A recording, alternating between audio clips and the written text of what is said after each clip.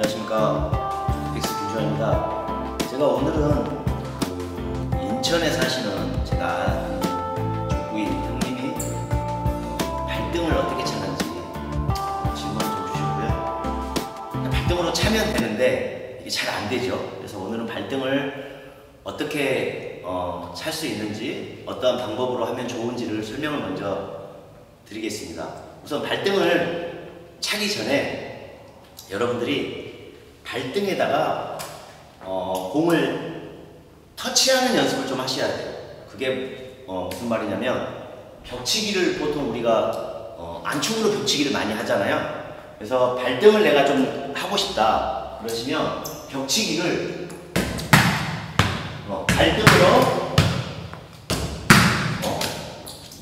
발등으로 벽치기를 좀 연습을 좀 해보세요. 그러면 이게 또 어떤 효과가 있냐면, 우리가 수비를 볼 때 연타나 페인트 종류를 잡을 때 사실 뭐 밟기도 많이 하지만 발등에 들어가서 짧은 공들을 수비를 해야 될 때가 있거든요. 그래서 발등 터치 연습을 하시면 발등 공격도 되지만 발등 수비 연습도 되고요. 그 다음에 이제 벽이 없으면 여러분들이 어떻게 하시면 되냐면, 바닥에서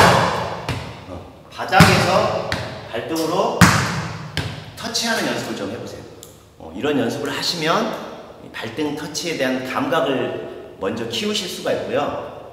우선은 그 터치를 하실 때 좀 주의하실 점은 뭐냐면, 발이 보면 약간 라운드가 져 있죠. 그쵸? 그래서 이 엄지발가락이 산으로 말하면 능선 있죠, 능선을 엄지발가락을 공의 가운데다가 얹힌다고 생각을 하시고, 또 하나는 우리가 이제 공을 터치를 하실 때 발끝에 쪽이 아니고 최대한 발목 가까이 쪽에 발등에 얹혔을 때 파워를 낼 수가 있습니다. 그래서 어느 부위를 터치를 할 건지도 좀 유념을 두셔서 터치 연습을 하시고요. 근데 그 다음에 여러분들이 하셔야 될 게, 무작정 공을 차지 마시고 샌드백을 차는 연습을 해보세요. 그러니까 세게 차라는 게 아니고 내가 자세 연습을 하시는데, 우리가 발등을 차라고 하면 너무 세게 차시는 분들이 많거든요. 그래서 처음에 발등을 내가 공격을 하실 때는 세게 차려고 하지 마시고 정확하게 차는데, 대신 이 스윙 크기를 무릎을 접었다 피는 동작, 그러니까 하프 스윙 정도만 가져간다고 생각을 했을 때 좀 더 안정적으로 발터치가 가능합니다. 그래서 샌드백을 터치했을 때 무릎이 약간 구부려진 상태에서 터치가 돼야지, 무릎이 완전히 펴져버리면 나중에 스윙 자체가 좀 뻣뻣할 수 있어요. 그래서 샌드백을 구부린 상태에서 무릎만 접었다 펴면서 차는데, 중요한 거는 이 뒤꿈치가 이렇게 내려오시는 분들이 있어요. 이렇게 내려오면 발등에 터치가 제대로 안 됩니다. 그래서 터치하실 때 뒤꿈치가 정렬이 일자로 이렇게 세워져 있어야지, 밑으로 숙여져 있으면 발등 터치가 제대로 안 된다는 거. 그래서 이거는 고관절이 좀 열려있지 않으면 이 발등 터치가 제대로 안 될 수가 있어요. 그래서 스트레칭은 당연히 좀 하셔야 되고, 샌드백 차는 연습을 하시고, 이제 그 다음에는 네트 앞에서 어떻게 하는지 알아보도록 하겠습니다.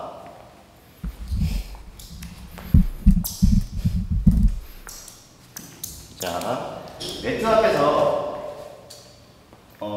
방법은 다른 거 없어요.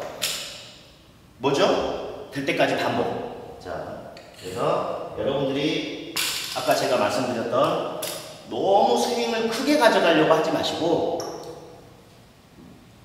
무릎 접었다 피는 동작만 가볍게, 큰 스윙을 가져가려고 하지 마시고요. 가볍게 든 상태에서 접어서 보내준다고 생각을 하세요. 너무 세게 차지 마시고 가볍게 툭, 가볍게 보내는 연습을 계속 하시고, 이게 익숙해지시면 그때 뭐예요? 임팩트를 주는 연습을 하셔야죠. 그래서 처음에는 타격기, 그 다음에 이게 익숙해지시면 내가 바운드를 통해서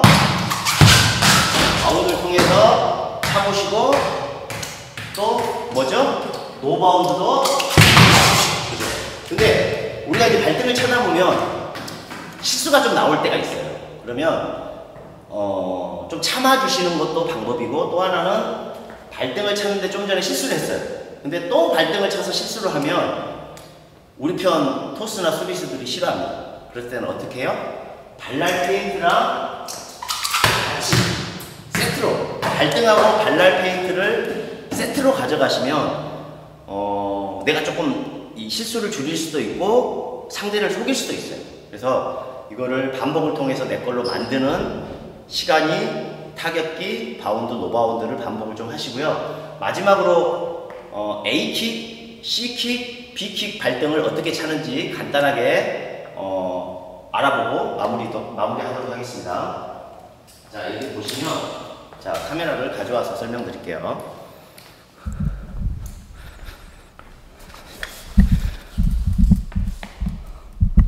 자, 안축이랑 비슷해요. 공이 붙었어요. 그러면 발등 A를 가야 되겠죠. A를 가는데 발등 A를 갈 때는 여러분들이 발목을 피지 마시고요. 약간 구부려 놓으시면, 구부린 상태에서 발등을 스윙을 가져가면 각을 좀 많이 낼 수가 있어요. 그래서 A 발등을 할 때는 발목을 구부려 놓으셔야 각도 많이 낼 수 있을 뿐더러 또 뭐가 되죠? 네터치, 오버넷 될 확률을 좀 줄일 수가 있습니다. 그리고 자, C킥을 차실 때는, 자, 볼게요. 제가 공을 가지고 설명을 좀 드릴게요. 뒤에서 여기 보시면 빨간색을 제가 이렇게 세로로 만들어 놨죠. 네. 공을 이런 식으로 올려놓은 상태에서 발이 이 빨간색만 터치하려고 스윙을 가져가시면, 네트 맞고 떨어지면 더 좋고, 정확하게 정면에다가 보내는 연습을 이렇게 좀 해주시면 빨리 터득을 하실 수가 있을 것 같고요. 마지막으로 B킥, B발등을 좀 알아보고 마무리를 할게요. B킥을 차시려면 어느 타법이나 B킥을 찬다라는 거는 사실 최고의 각을 낸다라는 거거든요. 그래서 B킥을 차실 때는 제가 이걸로 스타공으로 좀 설명을 드릴게요. 지금 아까는 제가 C킥을 찰 때는 공을 수평으로 놨죠. 근데 B킥을 차실 때는 약간 대각선으로, 빨간색 대각선으로 어떻게? 다리가 이렇게 올라가는 거죠. 근데 중요한 거는 무릎이 펴져버리는 게 아니고 구부린 상태에서 무릎을 좀 더 가져가면, 무릎이 좀 더 구부려져 있으면 각을 낼 수가 있는데, 무릎이 펴져버리면 공이 C킥으로 갑니다. 그래서 여러분들이 B 발등을 차실 때는 어떻게? 무릎이 좀 구부려진 상태에서 가볍게 각만 공격수 쪽으로 이렇게 보내는 연습을 똑같아요. 타격기, 바운드, 노바운드. 이거를 될 때까지 비법은 없어요. 계속 반복을 통해서 내 걸로 만드는 과정들이 필요합니다. 그래서 중요한 거는 여러분들이 무조건 발등만 차려고 하지 마시고요.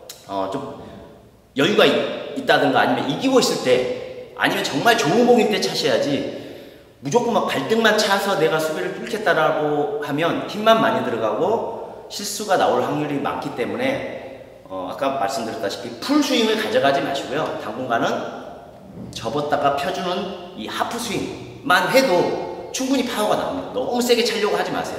그거는 뭐죠? 체전부 선수들, 애들은 아니고 선수들이죠.